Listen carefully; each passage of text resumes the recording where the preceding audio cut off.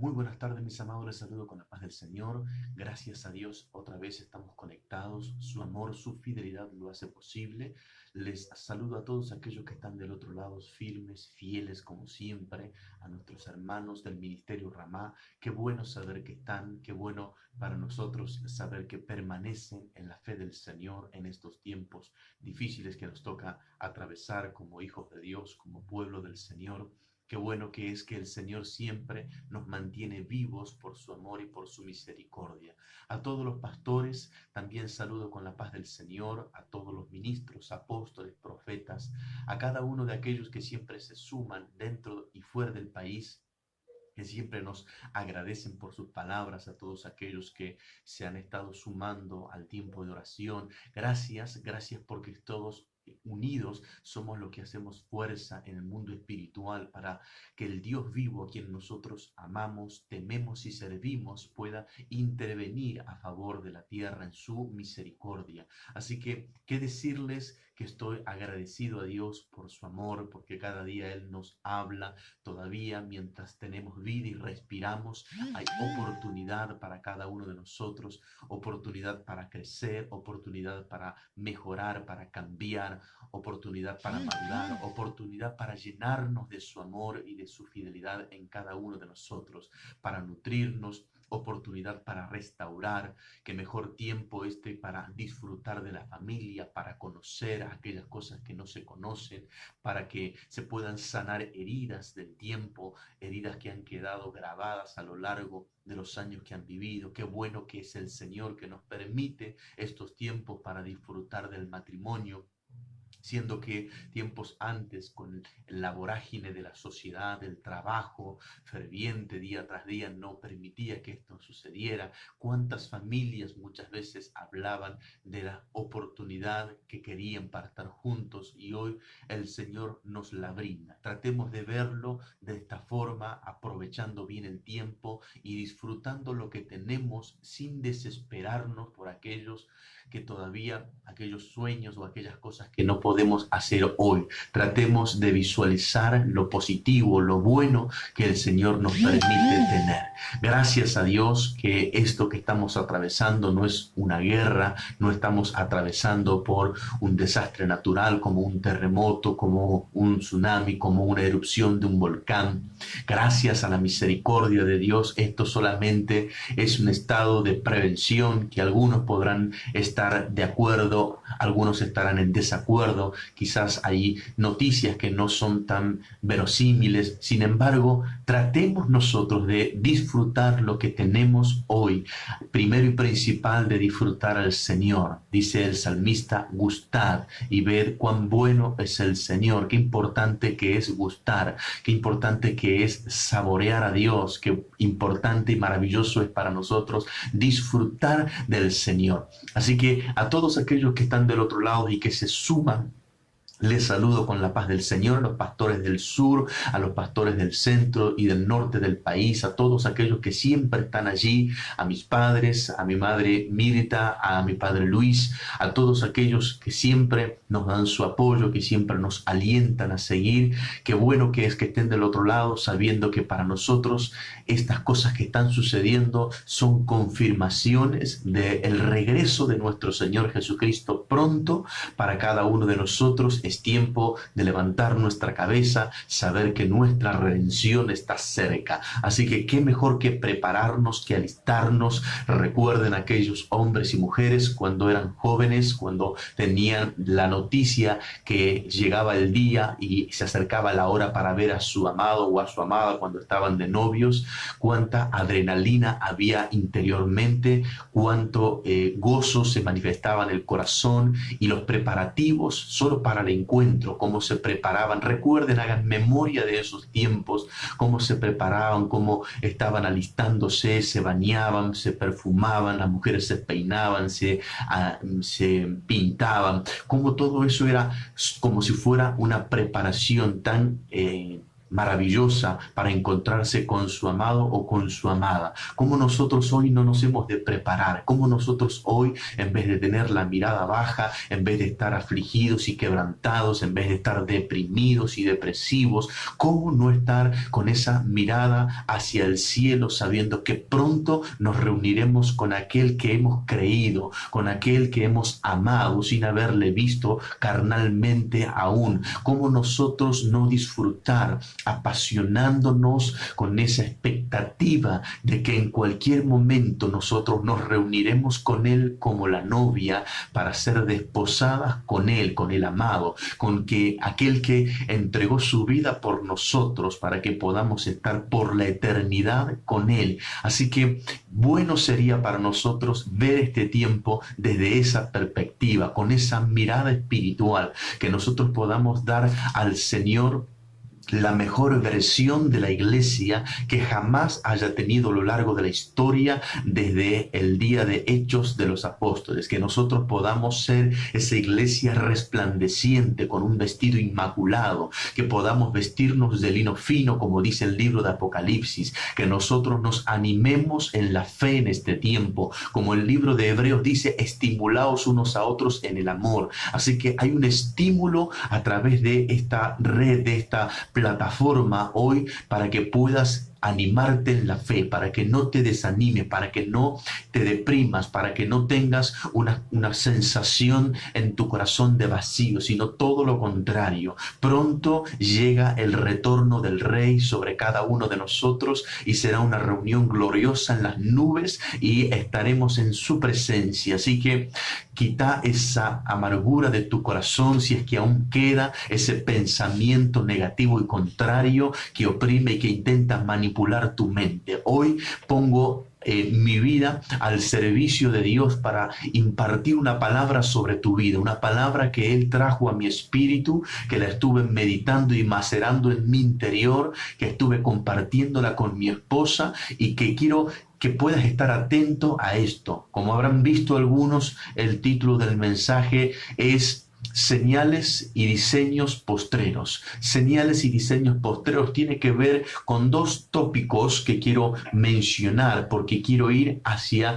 el punto principal que va a ser en nosotros cómo la iglesia deberá manifestarse después del levantamiento de esta cuarentena. Entonces comenzaré primero con hablar y referirme a lo que es o a lo que son las señales. Primero interpretar y comprender qué es una señal. A Jesús se le acercan los discípulos en la ciudad de Jerusalén y le preguntan cuando Jesús hablaba de diferentes cosas que sucederían cuando Él regresaría y ellos le dicen qué señales habría de su venida, qué señales se manifestarían como el acontecimiento previo a su llegada. Entonces Jesús comienza a decir allí en Mateo 24, en Lucas también lo registra. Bueno, los evangelios se encargaron de recopilar las palabras de Jesús acerca de las señales que veríamos o que viviría la tierra antes de su regreso. Entonces es importante entender y comprender lo que significa una señal. Jesús en cierta ocasión dijo lo siguiente en el libro de Marcos, capítulo 16, versículo 17. Quiero leer esto porque a todos los creyentes se nos ha hablado de esto y a los que somos ministros por gracia y misericordia de Dios, seguramente en más de una ocasión hemos hablado de esto utilizando el mensaje del Señor o quizás algún comentario hemos hecho refiriéndonos a las señales. Pero Jesucristo dijo algo que quiero compartir con ustedes ahí en Marcos, como les estaba diciendo, el capítulo 16, Jesús dice lo siguiente, así, versículo 3.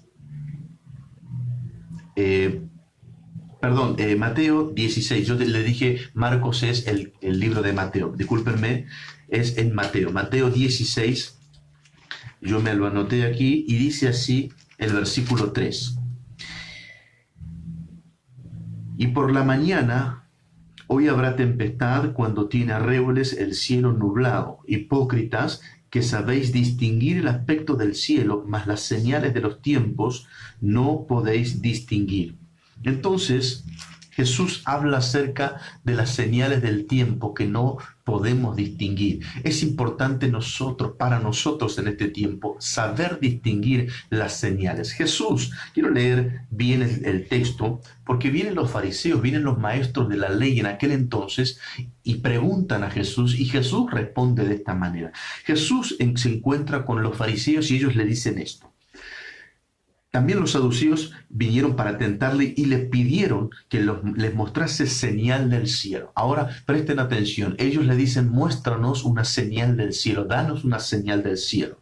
Mas él respondiendo les dijo, cuando anochece decís buen tiempo, porque el cielo tiene arréboles, y por la mañana hoy habrá tempestad porque tiene arréboles el cielo nublado. Hipócritas, que sabéis distinguir el aspecto del cielo, mas las señales de los tiempos no podéis. La generación mala y adúltera demanda señal, pero señal no le será dada, sino la del profeta Jonás. Y dejándolos, se fue. Entonces, dice así Jesús, cuando ellos le dicen o le piden o le demandan que les dé una señal del cielo. Como habíamos hablado anteriormente, la señal que ellos pretendían de Jesús era la señal que confirmara que él era profeta, o la señal que confirmara el oficio, el ministerio profético de Jesús, a lo cual él dice, ustedes son hipócritas, ustedes saben distinguir las señales que tiene el cielo. Ahora, ustedes saben si va a hacer buen tiempo o si va a llover, pero no son capaces de distinguir el tiempo que están viviendo. Ahora, para nosotros es una demanda saber distinguir las señales que están aconteciendo, como esta pandemia o denominada pandemia, que hoy también se está cuestionando mucho si es o no es cierto. No estoy hablando de que no sea cierto las muertes que hay, sí estoy diciendo que se está cuestionando si esto verdaderamente es una pandemia o simplemente es un virus como tantos otros, debido a que hay muchísima gente que ha muerto y que sigue muriendo por diferentes factores en el mundo, por diferentes enfermedades o por diferentes situaciones. Son muchas más las personas que mueren por diferentes causas y no por este COVID-19 o conocido más comúnmente como coronavirus. Entonces, Jesús dijo, ¿cómo ustedes no saben distinguir los tiempos? ¿Cómo ustedes piden señal del cielo y las señales que hay no las saben distinguir? ¿Cómo ustedes vienen y me demandan esto? Así que nosotros tenemos que comprender claramente esto. Ahora sí, lo que les estaba diciendo de Marcos, que me había confundido de la cita previamente, dice Jesucristo lo siguiente, Marcos 16 en el versículo 17, y estas señales seguirán a los que creen. En mi nombre echarán fuera demonios, hablarán nuevas lenguas, tomarán en las manos serpientes, y si bebieren cosa mortífera no les hará daño. Sobre los enfermos pondrán sus manos y sanarán. Ahora Jesús está refiriéndose a que las señales iban a seguir a los que creen. Y ahí comienza a decir qué tipo de señales iban a seguir. Ahora nosotros creo que podemos lograr un consenso en esto. A partir de los años 80, o de la década del 80, la década del 90, del 2000, la década del 2010, y la que ha comenzado ahora es una década distinta, por supuesto. Pero quiero llegar a este consenso. A partir de los años 80 masivamente se pudo conocer, porque inició la comunicación globalizada, estas señales que Jesús dijo. Hemos sido nosotros conocedores de todas estas señales que Jesús dijo en boca de hombres y mujeres de Dios, y por supuesto en grandes ministerios se ha visto. Seguramente algunos de los ministros que me están viendo también estarán siendo conocedores de esto y habrán visto y habrán vivido algunas de estas señales. Ahora, creo que hubo una mala interpretación por muchos hombres y mujeres de Dios en donde las señales se comprendieron o se asimilaron como un destino y no como un tránsito. Entonces allí se generó también un error, una interpretación equivocada.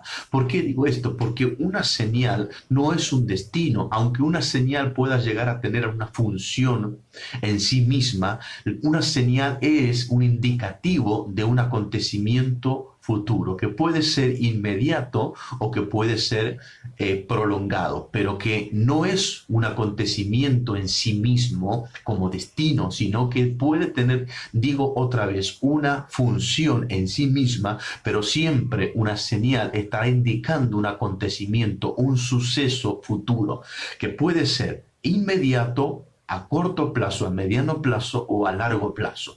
Entonces, muchos ministros, malinterpretando esto, buscaron que las señales se manifiesten en sus vidas, echar fuera demonios, sanar enfermos, hacer muchos milagros. ¿Por qué? Porque eso lo dijo Jesús. Sin embargo, no pudieron interpretar que las señales estaban para mostrar, para señalizar, voy en la misma línea de lo que significa la palabra señal, para señalizar algo que debería ocurrir. Es decir, después de una señal tiene que venir un suceso, después de una señal tiene que venir un acontecimiento. Entonces a Jesús le piden señal.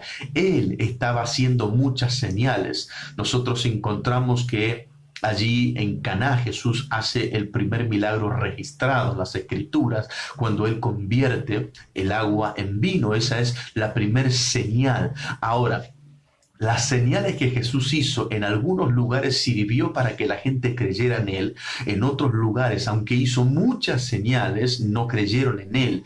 Y en otros lugares las señales que Jesús hizo fueron tantas que no se registraron o que no quedaron registradas, es lo que dice el Evangelio de Juan. De todas maneras, una señal debería ser para nosotros un indicativo y debería generar en nosotros, los conocedores de las señales, luego debería manifestarse en nosotros lo siguiente, una expectativa de aquello que va a suceder. Entonces, si nosotros hemos estado viviendo desde los años 80 y ahora continúa estas grandes señales, no solamente las señales que siguen a los que creen, sino las señales que están pasando en el mundo, deberíamos saber distinguir los tiempos que estamos viviendo. Pero me temo que muchos lamentablemente no están distinguiendo los tiempos que estamos viviendo. Entonces, ante la falta de comprensión de esto, es que el Espíritu de Dios me impulsó a hablar esto en este día, interpretar y comprender las señales. Hay señales que siguen a los que creen y hay señales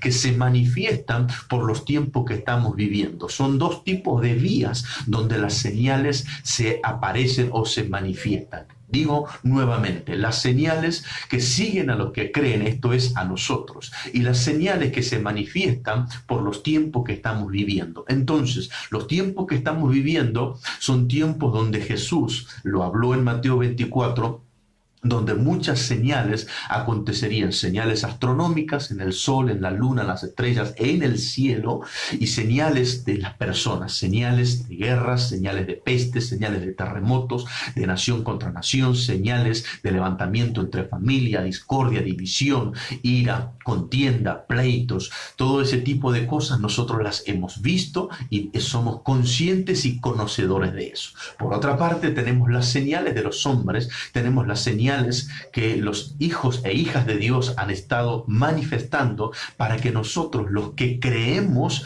estén en nosotros. Ahora bien, hay personas que no conocen a Dios y que estas señales que están manifestándose no están provocando que crean. Algunos, quizás una parte minúscula, sí está creyendo, pero hay una gran parte que no está creyendo. Sin embargo, desde nuestro lugar, eso no debería ser así. En principio, entender que puede ocurrir, como yo considero que está ocurriendo en este tiempo, donde se cruzan las señales y eso genera una distorsión peligrosísima. ¿Por qué? Porque se levantan los hombres y mujeres de Dios, algunos malinterpretando y distorsionando las cosas, consciente o inconscientemente, y lo que están diciendo viene a ser una señal que está interfiriendo con las señales que están aconteciendo en la humanidad por causa de los tiempos que estamos viviendo. ¿Cómo es esto? Jesucristo dijo lo siguiente, y lo dijo en Mateo capítulo 24, en el versículo 24. Quiero que presten atención, por favor, a esto. Dice el versículo 24 Jesús lo siguiente: porque se levantarán falsos cristos y falsos profetas, y harán grandes señales y prodigios, de tal manera que engañarán, si fuere posible, aún a los escogidos. Ahora bien, ¿qué es lo que estamos encontrándonos con las palabras de Jesús ahora? ¿Qué es lo que significa para nosotros esto? Lo que significa es lo siguiente. Significa que en los postreros tiempos una de las señales sería esta, que se iban a levantar falsos profetas. Y estoy hablando profetas falsos que no han estado en el secreto de Dios y que no han oído la voz de Dios. Como una de las tantas señales que indican el tiempo postrero, el tiempo final, que debemos aprender a distinguir, los falsos profetas, Jesús dijo, iban a estar presentes. Entonces, debemos distinguir nosotros como iglesia que los falsos profetas van a aparecer, están presentes ya haciendo por su parte falsas señales. Dice, vuelvo a leer el verso 24, se levantarán falsos cristos y falsos profetas y harán grandes señales. Ahora, estas señales tienen un porqué y tienen un para qué. Dice, y prodigio de tal manera que engañarán, si fuere posible, aún a los escogidos. Entonces, este es el tema que a mí me atañe, este es el tema que a mí me convoca hoy en el espíritu y que quiero llevarlos a ustedes a esta comprensión. Esta es una de las señales que Jesús dijo, que manifestarían en los tiempos finales. ¿Cuáles? Los falsos cristos y los falsos profetas. ¿Cuál iba a ser su actividad? Hacer grandes señales, grandes manifestaciones, prodigios con el fin de engañar a muchos. Y si fuera posible, a los escogidos. ¿Cómo se puede engañar a un escogido con una señal falsa, con una grande señal que no es correcta? Entonces, se mezclan, interfieren la señal de la naturaleza o de la humanidad que está atravesando por los tiempos finales, de los cuales la iglesia no está exenta, se mezcla con las señales que hacen grandes hombres de Dios y mujeres de Dios que se han desviado de la verdad, que son los hombres y mujeres que están en la apostasía y que están distorsionando la verdad, que están tergiversando la palabra y que están llevando a un error a la sociedad evangélica de este tiempo, a una confusión, a una situación conflictiva donde hay un estado de alarma interna. Como decía al principio, en vez de gozarnos sabiendo que nuestra redención está pronta, ¿cómo es posible que hallemos hombres y mujeres con aflicción en su alma? Quizás su alma no esté comprendiendo lo que su espíritu comprende. Quizás no haya una clara interpretación de lo que estamos viviendo. Hay señales que están manifestándose en la tierra, lo vemos a diario. Y también es cierto que hay señales de hombres falsos y mujeres que están medrando la palabra, que están falseando la verdad, que están engañando al pueblo, que están en la tontera, que están hablando cosas insustanciales, que están hablando herejías, introduciendo falsas palabras de Dios y falsas doctrinas para desviar de la atención a los hijos de Dios, creando una confusión en el pueblo de Dios y una alarma en la sociedad que no conoce a nuestro Señor. Por eso, amados, es que anhelo a través de esta palabra que puedan reaccionar y saber distinguir el tiempo en el cual estamos viviendo.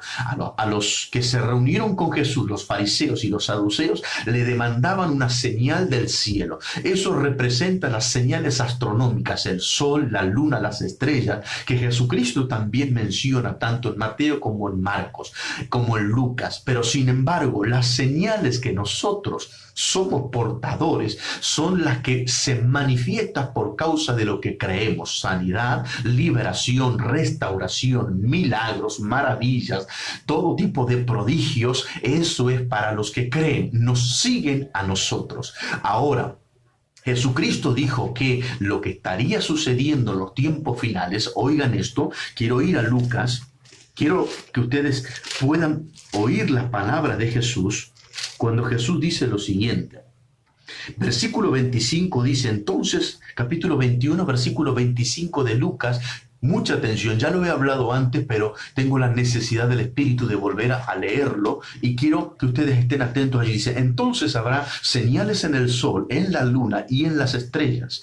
Esto tiene que ver con las señales astronómicas o las que le demandaron los saduceos y fariseos a Jesús, y él les negó esto. Dijo que solamente tendrían una señal en aquel entonces de quién era él, y sería la señal del profeta Jonás. Entonces Jesús está diciendo ahora que en los tiempos finales sí habría señales en el cielo, en el sol, en la luna, en las estrellas. Y ahora dice, y en la tierra, angustia de las gentes confundidas a causa del bramido del mar y de las olas. Entonces, si nosotros tomamos esta comprensión, vemos dos tipos de zonas geográficas donde hay señales. En el cielo, señales astronómicas, el sol, la luna, las estrellas, y en la tierra, señales humanas que afectan al común denominador de la sociedad, provocando confusión.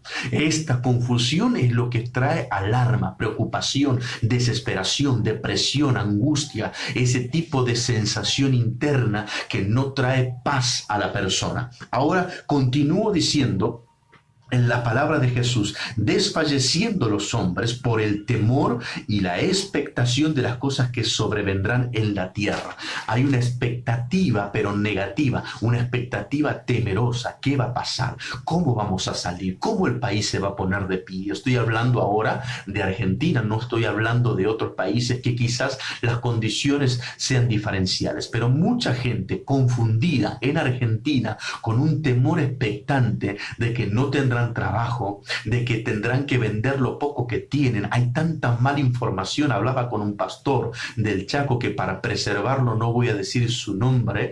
Este pastor me contaba que a su padre le aconsejaron vender su vehículo y guardar el dinero, porque después de esto vendría una hambruna tremenda, a lo cual este pastor le aconsejó sabiamente diciendo, esto no es cierto, ¿en quién estás dependiendo? ¿En quién estás confiando? Esto es una mala información, una mala palabra, como suele decir un pastor también amigo, dice, esto es una mala praxis espiritual que se desata en la congregación del pueblo de Dios. Estas son las señales que crean en los hombres y mujeres una expectativa temerosa de lo que va a suceder, decadente, negativa, una mirada hacia el futuro totalmente desastrosa, sin esperanza, sin ningún tipo de paz en su corazón. Entonces, esto lo dijo Jesús. Ahora, esta confusión, esta expectativa de lo que va a ocurrir en la tierra, de tanto temor, es a causa de los falsos cristos, a causa de las falsas señales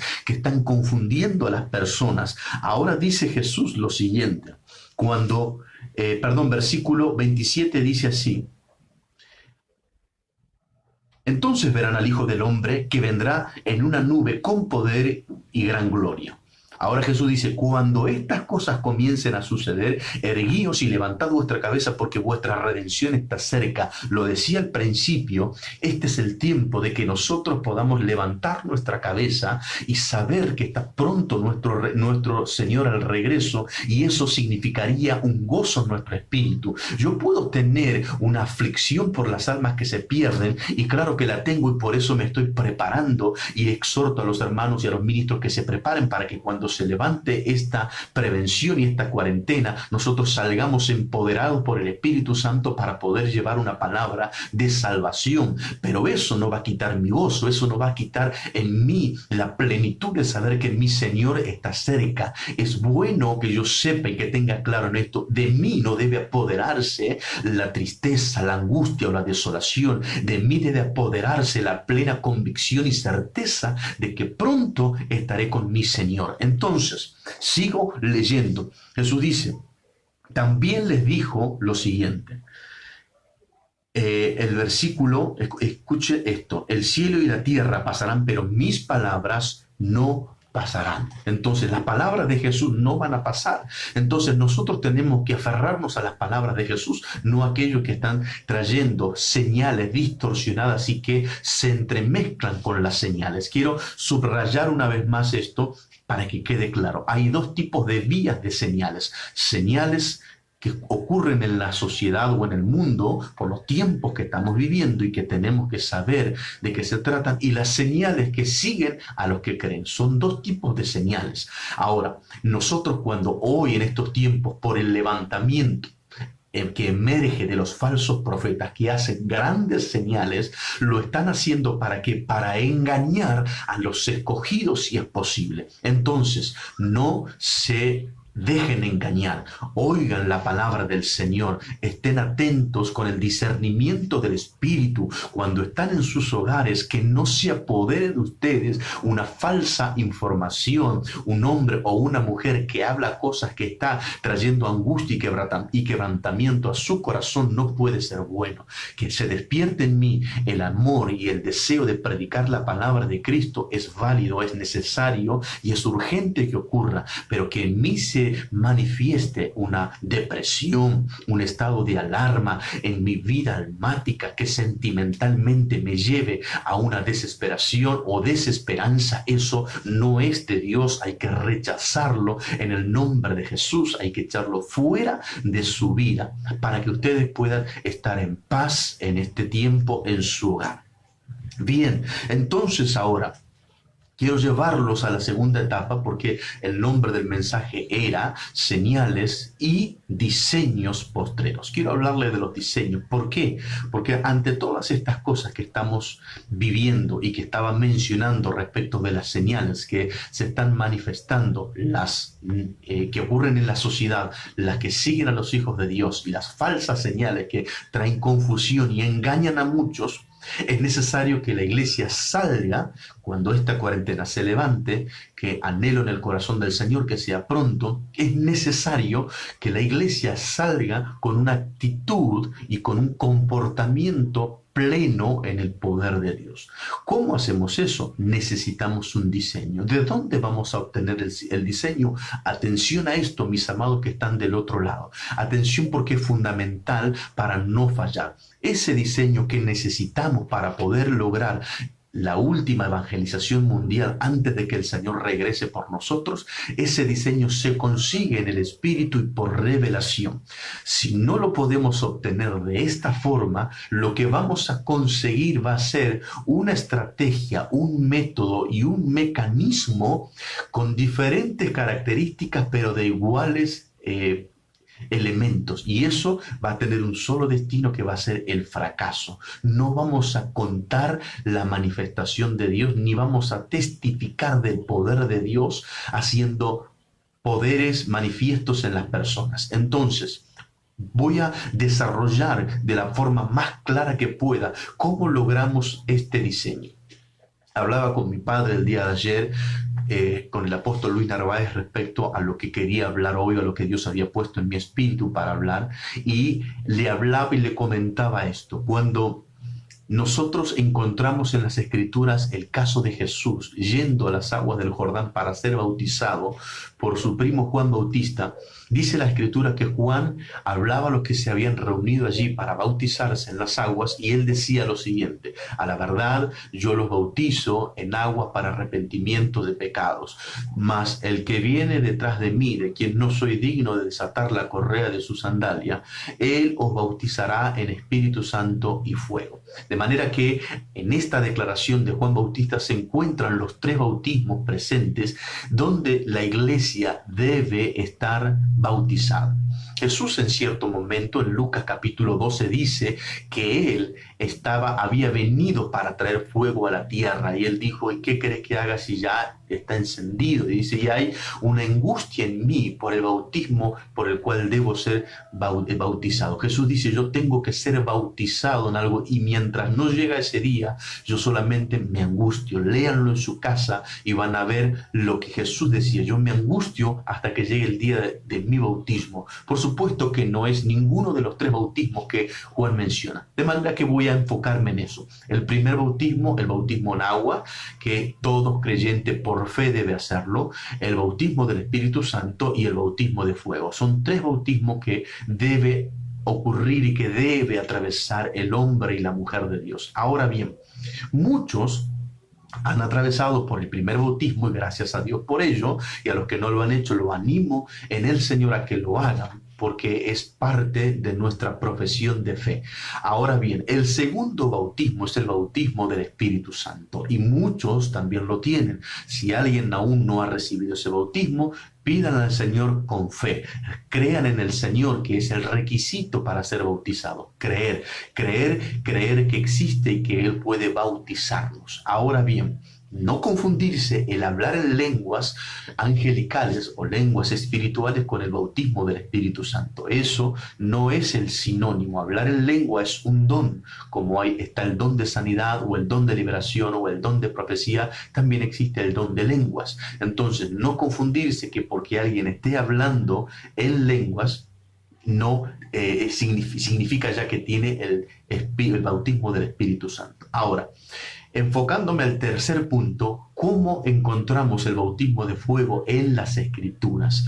Entonces, quiero llevarlos a lo siguiente. Juan capítulo 20 dice lo siguiente: Jesús ya ha muerto, ha resucitado, y en su resurrección, ustedes sabrán, se encuentra o aparece a María Magdalena y le da un mensaje para sus discípulos que lo esperaran, que él se aparecería.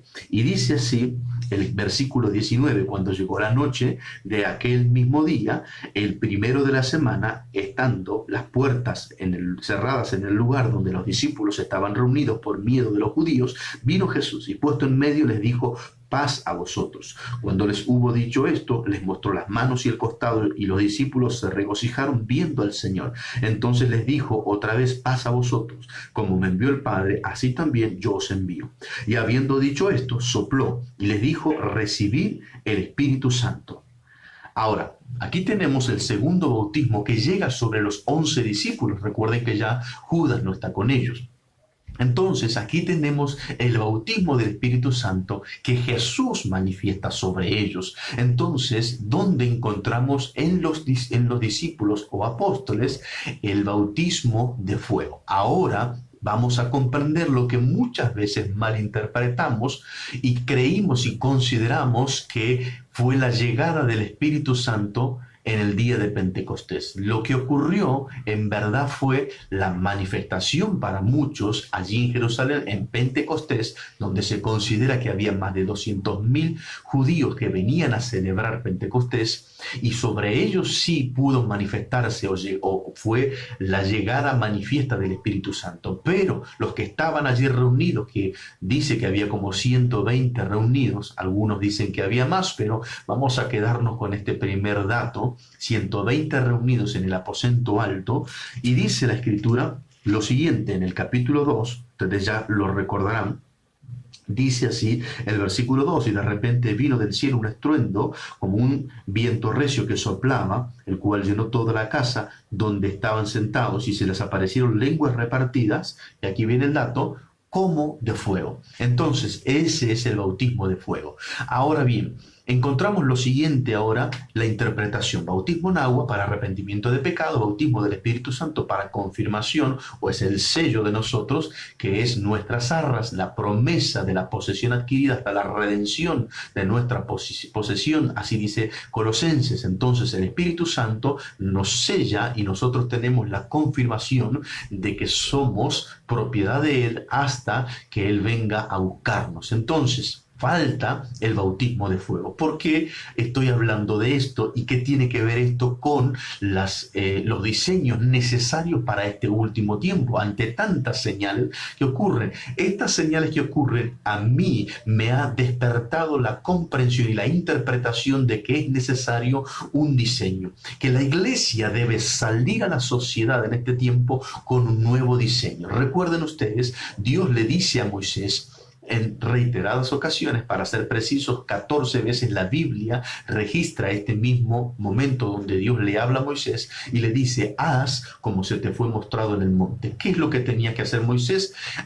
Construir el tabernáculo de reunión, el santuario que Dios había declarado que se construyese allí en el desierto. Ahora, ¿cómo comenzó esto? Ustedes recordarán lo siguiente: Dios le habla a Moisés en el desierto y le dice, ven, sube aquí y te mostraré. Entonces, consideremos espiritualmente este acontecimiento. Moisés sube, pero no sube a una montaña literal solamente o al monte Sinaí. A donde sube Moisés, en verdad, es a subir a un lugar espiritual. Recuerden por qué estoy diciendo esto. Juan el apóstol, en la isla de Patmos, dice la Biblia, cuando él va a tener la revelación de los tiempos finales, dice que oye una voz del cielo que le dice, ven, sube acá y te mostraré las cosas que sucederán en los días postreros. Entonces dice que Juan miró y dice, y vi una puerta abierta en el cielo, y al instante yo estaba allí, dice, yo estaba en el día del Señor, en el Espíritu,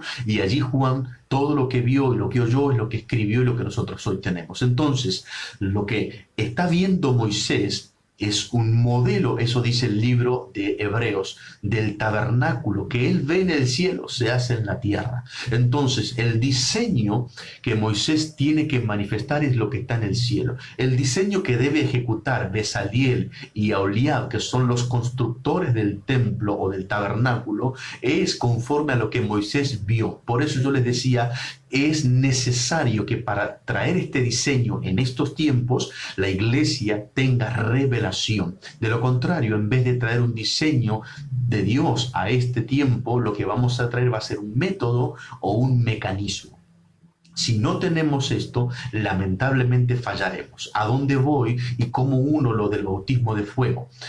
Muchas personas que hablaron en lenguas o que recibieron el don de lengua, algunos van a tener esta clara comprensión ahora. Cuando fueron bautizados con las lenguas o llegó el don de lenguas a sus vidas, cuando se manifestó en sus vidas, hablaron de una forma maravillosa y se llenaron del Espíritu Santo que los ministraba, porque era la comunicación entre Dios y ellos en ese momento. Ahora, si no existe o no se manifiesta el bautismo de fuego, el hablar en lenguas solamente se convertirá en la persona en algo mecánico, porque el hablar en lenguas ahora es parte habitual. Su lengua natural está en condiciones de reproducir los sonidos casi a voluntad. Entonces no habrá nada divino en ese hablar en lenguas, no habrá nada sustancial, solamente será algo mecánico. ¿Cuándo eso puede dejar de ser mecánico? Cuando el don ahora está embebido en el Espíritu Santo, entonces ahora fluye algo divino al hablar en lenguas y hay un peso que se manifiesta. Por lo tanto, es importante ahora entender la segunda etapa. Para poder recibir este diseño por revelación y poder estar del otro lado y poder ver lo que nosotros tenemos que traer a lo natural, porque eso fue lo que en el Espíritu, lo que Moisés vio en esa visión del tabernáculo celestial, hizo una réplica, una sombra, un modelo en esta tierra. Entonces la iglesia debe en este tiempo entrar en esa intimidad con el Señor. Ahora, ¿cómo es posible poder ingresar en esa condición? Es necesario el bautismo de fuego, a lo cual muchos, mis amados, no podrán llegar. Muchos tienen el bautismo del Espíritu Santo y eso, como decía, es el sello que nos da a nosotros la seguridad y la confirmación de que somos parte del Señor para su regreso, pero no seremos parte protagonista de este último y gran avivamiento sin tener el bautismo de fuego. ¿Cuál es ese bautismo de fuego? Eso que enardece dentro de una persona, esa adrenalina y ese impulso que tiene de predicar al Señor, que se enamora y se apasiona de la verdad de Cristo y que anhela y desea a toda costa llevarlo a otros hombres y a otras mujeres, que pregona la palabra del Señor en cualquier lugar y en cualquier situación. Entonces, en estos tiempos finales hay una señal marcada que va a ser necesaria que los genuinos puedan interpretar y puedan distinguir utilizando las palabras de nuestro Señor Jesucristo. Muchos cristianos bautizados en el Espíritu Santo no van a ser protagonistas de esto, porque para ser protagonista de esto se necesita un diseño del cielo. Para traer ese diseño postrero en estos días es necesario estar con el bautismo o poseer el bautismo de fuego. ¿Por qué digo esto? Continuando con el relato de Hechos de los Apóstoles, cuando vino ese bautismo de fuego, ustedes conocen la historia, se adhirieron a ese movimiento 3.000 personas. Luego sabemos el apóstol Juan con el apóstol Pedro van a la hora de la oración, a la hora novena al templo, y la curación de aquel cojo añade otras 5.000 personas. Entonces, ¿de qué estábamos hablando? El mensaje anterior hablábamos de la urgencia del cielo, de que hay solo una prioridad que son las almas. ¿Cómo vamos a traer las almas que creemos necesaria para la redención de Cristo sin este bautismo de fuego? La iglesia primitiva, la iglesia pionera, cargada de señales, como dice el libro de los Hechos de los Apóstoles, estaba embebida por el bautismo del fuego que estaba sobre su vida. El fuego es un bautismo necesario para poder traer un diseño nuevo. El diseño que estuvimos ejecutando hasta el 31 de diciembre del 2019 fue bueno y fue útil hasta esa época. Hoy, una nueva década que estamos viviendo, la década de los años 20 que ha iniciado y que durará durante 10 años, necesita un nuevo diseño. Pero me temo que muchos, aunque quieran este diseño, no lo pueden tener. ¿Por qué no lo pueden tener? Porque no se consigue con la imaginación, no se consigue con sentarse y escribir lo que a uno le parece, no se consigue por lograr el consejo en un grupo de hermanos o hermanas, se consigue entrando en una dimensión nueva. ¿Cómo entramos? Ustedes recordarán Jesús estando en la cruz del Calvario. Dice la Escritura que desde la hora sexta hasta la hora novena hubo oscuridad en la tierra. Ahora, cuando Jesús exclama y entrega el Espíritu, dice la Biblia que Jesús dice: encomiendo a ti mi espíritu, y dice que allí murió Jesús, y dice en el momento se rasgó el velo del templo desde arriba abajo. Ahora quiero llevarlos a comprender esto. Cuando se rasga el velo al morir Jesús, permite que se vea lo que se suponía que estaba del otro lado. Del otro lado debía estar el arca del pacto. No voy a hablar de eso ahora porque no es el tema, pero lo que quiero enfocarme es a lo siguiente. Durante casi 1500 años, la vida de los judíos consistía en lo siguiente: en ese modelo del tabernáculo que Moisés había visto en el cielo, que consistía, y hablo de la parte más importante, no de todos los elementos o de la composición del tabernáculo, el lugar santo y el lugar santísimo. Hablo de los dos lugares más importantes. Pero durante generaciones, más de 1500 años, este pueblo se movió solamente con el conocimiento del lugar santo, y exclusivamente una vez al año ingresaba el sacerdote al lugar santísimo. En el lugar santo encontramos el mobiliario del templo o del tabernáculo, la mesa de los panes de la proposición, el candelabro de oro, el altar del incienso, el velo, y del otro lado, en el lugar santísimo, el arca del pacto. Ahora, de los dos lugares quiero destacar lo que había en el lugar santo y lo que había en el lugar santísimo. En el lugar santo, frente al velo, estaba el incensario, que eran unos carbones que humeaban, que se traían del altar del holocausto o del sacrificio. Y esos carbones encendidos que humeaban allí, se colocaban esas hierbas aromáticas, y ese humo era el incienso a Dios. Esto se conoce como la unción.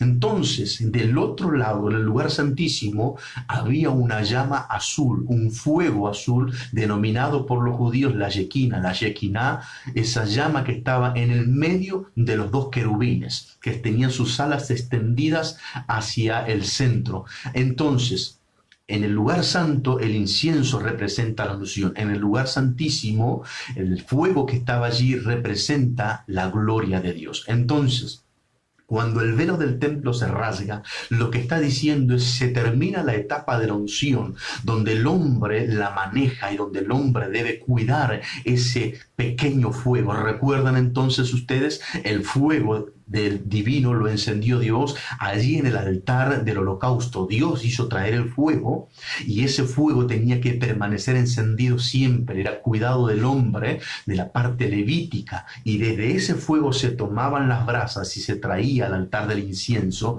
y el hombre tenía que cuidar ese fuego, en otras palabras, cuidar la unción.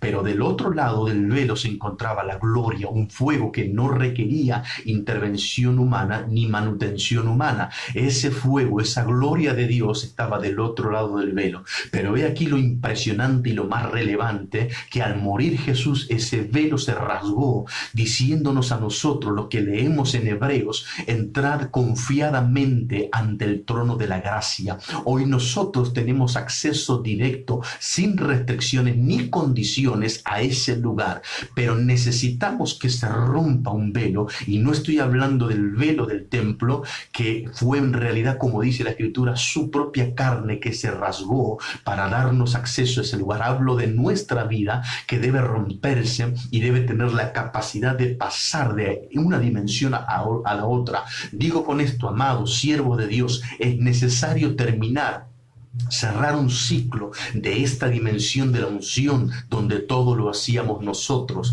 donde nosotros extendíamos nuestras manos, donde nosotros profetizábamos, donde nosotros orábamos por los enfermos, donde nosotros orábamos por los oprimidos, donde nosotros éramos, entre paréntesis, los ejecutores y promotores de esto, donde todo dependía de nosotros. Es necesario cerrar este ciclo, cerrar esta dimensión de la unción, para poder dirigirnos a la otra dimensión, que es la dimensión de la gloria, es la dimensión del fuego divino, es la dimensión que vamos a traer a esta tierra un diseño. El diseño es donde no habrá hombres importantes, sino una iglesia poderosa. El diseño que debemos traer a la sociedad luego de esta pandemia, de este aislamiento, lo que la iglesia va a traer es un modelo de una iglesia como lo fue en los días de la iglesia primitiva, donde todos tenían las cosas en común, donde nosotros, hombres y mujeres, sin importar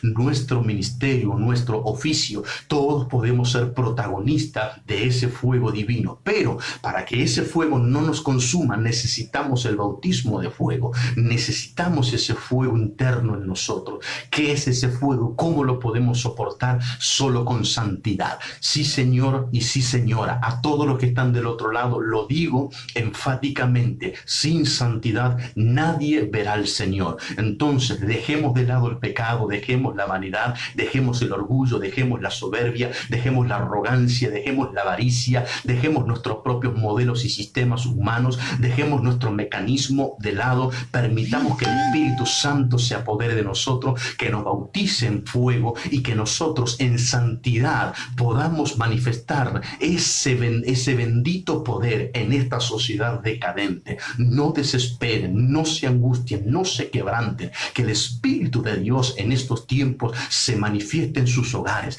que venga ese bautismo de fuego. Quizás alguien nunca lo ha recibido, quizás alguien no lo ha conocido, quizás alguien lo había leído y no sabía de su existencia y por eso nunca lo pidió. Quizás alguien lo oyó pero nunca supo cómo lograrlo. Hoy le digo: santifíquese, apártese de toda especie de pecado, renuncie a la maldad, abandone todo pleito humano, deje la mentira, deje el chisme, deje la envidia, deje de lado toda corrupción y toda inmoralidad, entre en la consagración, entre en la meditación de la palabra del Señor, busque al Espíritu Santo apasionadamente.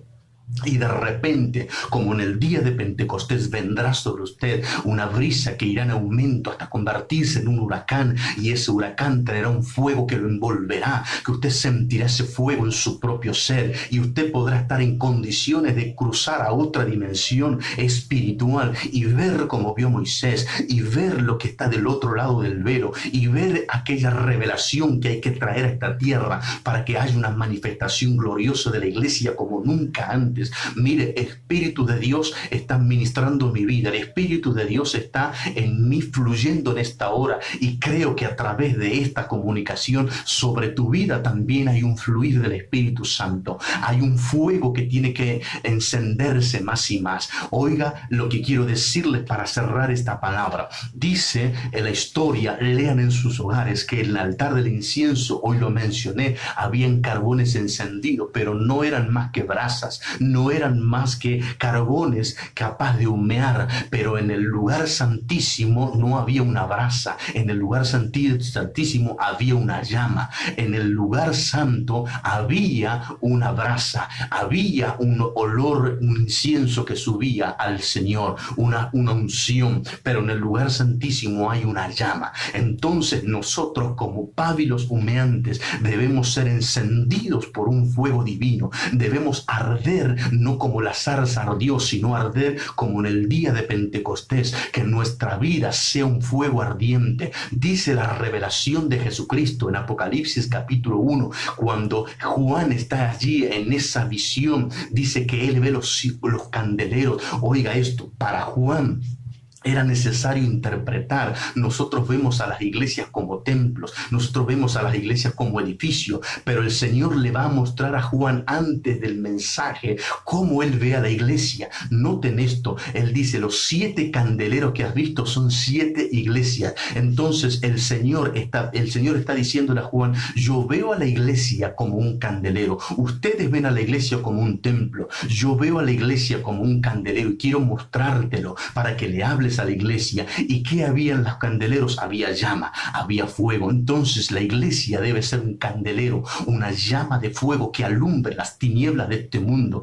La iglesia en este tiempo debe manifestarse poderosamente. La iglesia necesita urgente este fuego. La iglesia necesita esta manifestación gloriosa, este bautismo de fuego. La iglesia vivió con el bautismo del Espíritu Santo y por la unción durante mucho tiempo y lo manejó, y por eso se levantaron hombres y mujeres amadores de sí mismos, se encumbraron en sus propios pensamientos y siendo ególatras, orgullosos, se llenaron de fama, se llenaron de dinero, distorsionaron la palabra del Señor y han traído señales perversas, han llevado al hombre y a la mujer engañados, hicieron mercadería del pueblo, los distorsionaron y los sacaron de la verdad del Señor. Pero en este tiempo la iglesia genuina debe arder en fuego. La iglesia necesita ese fuego poderoso, ese fuego como un bautismo, como el día de Pentecostés. Amados, entremos en el secreto, entremos en la intimidad, entremos en ese clamor, entremos en esa oración. Digámosle, Señor, revélanos ese diseño para este tiempo. El diseño, como lo vio Moisés, podamos verlo, que se rompa ese velo entre nosotros y que del otro lado podamos ver esa llama, el diseño que tenemos que traer a la tierra en estos días finales, en estos días postreros, es una iglesia gloriosa envuelta en fuego. Traer la gloria de Dios a esta tierra, no la gloria del hombre, no la fama, no el reconocimiento, no el exitismo, no la banalidad, trayendo en este tiempo la gloria de Dios, un fuego divino que consume el pecado, pero que hace que la iglesia arda en esa llama de una forma extraordinaria. Amados, que el Espíritu de Dios traiga en ustedes esta confirmación, que ustedes entren en esta intimidad y en esta búsqueda. A todos los pastores, a todos los ministros, les animo, les exhorto en el Señor a que continúen apasionadamente en este tiempo. No bajen los brazos, no se rindan, levanten sus cabezas. Pronto viene nuestro Señor por la iglesia, por nosotros. Gócense en el Señor, sacúdanse de cualquier tipo de vestimenta y que no es agradable, de cualquier componente humana. Digan, Señor, mi espíritu está vibrando, mi alma quiere salir y predicar tu palabra. Enardece mi espíritu, como Pablo estaba allí enardecido en Atenas. Haz que mi palabra es una palabra de fuego y que tu espíritu fluya por mi boca cuando se termine esta cuarentena. Saludo a todos aquellos que están del otro lado, a todos los que nos han saludado, a todos los ministros, a todos los hermanos y hermanas, a los pastores, apóstoles. Seguimos orando, seguimos pidiendo al Señor su intervención divina en nuestra bendita Argentina. En el nombre del Señor Jesucristo. Amén.